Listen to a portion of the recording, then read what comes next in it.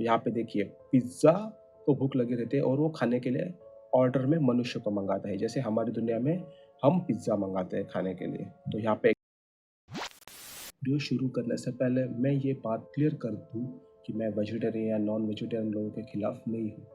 जिसे जो चाहे वो अपनी मर्ज़ी से खा सकता है। मैं बस खुद के पर्सनल बिलीफ शेयर कर रहा हूँ। जिन लोगों को ज़रा-ज़रा सी बातों से बुरा लगता है, वे लोग वीडियो से दूर रहें। मैं मेरे वीडियो के माध्यम से बस कुछ सवाल कर रहा हूँ। चलो शुरू करें। कुछ दिनों पहले मैंने एक सपना देखा, उसमें मुर्गियाँ और बकरे मनुष्य का मांस बेच रहे थे। सेम जैसे हमारी दुनिया में मनुष्य मुर्गी, बकरे या कई सारे जानवरों का मांस बेचते हैं। उस सपने में मनुष्य उन जानवरों से डर रहा था, उन्हें देख के छिप रहा था। तो ये मेरा सपना था।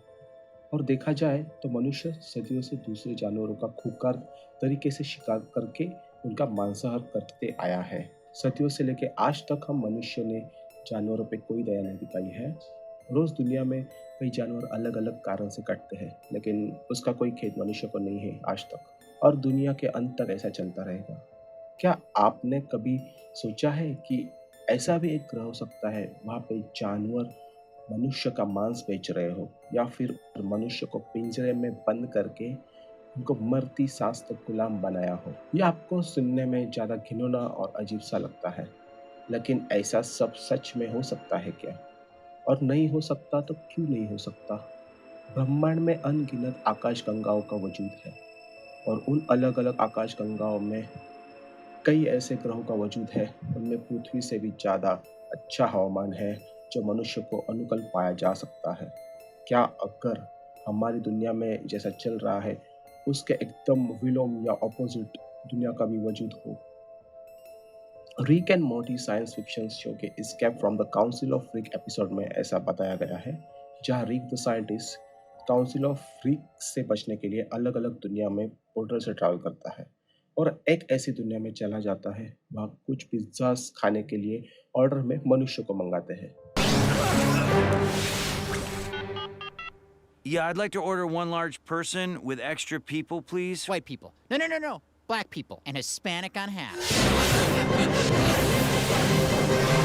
तो यहाँ पे देखिए पिज़्ज़ा को भूख लगी रहती है और वो खाने के लिए ऑर्डर में मनुष्य को मंगाता है। जैसे हमारी दुनिया में हम पिज़्ज़ा मंगाते हैं खाने के लिए, तो यहाँ पे एकदम उल्टा है। तो फिर से रिक पोर्टर से ट्रैवल करके एक ऐसी दुनिया में जाता है। Yes, I'd like to order one large sofa chair with extra chair, High please. chair. No, no, no, no. Recliner and wheelchair on half. वहाँ पे एक टेलीफ़ोन मनुष्य को एज़ अ फ़ोन यूज़ करके खाने के लिए सोफ़ा चेयर ऑर्डर करता है। तो टेलीफ़ोन को भूख लगी है और वो मनुष्य को as a cell phone use करके खाने के लिए सोफ़ा चेयर ऑर्डर कर रहा है। तो मैंने जब ये पहली बार एपिसोड देखा तब मुझे बहुत वियर्ड लगा, लेकिन ये देख के मेरा दिमाग खुल गया। तो जब-जब कटी हुई मुर्गी दिखता हूँ, मेरी फट जाती है।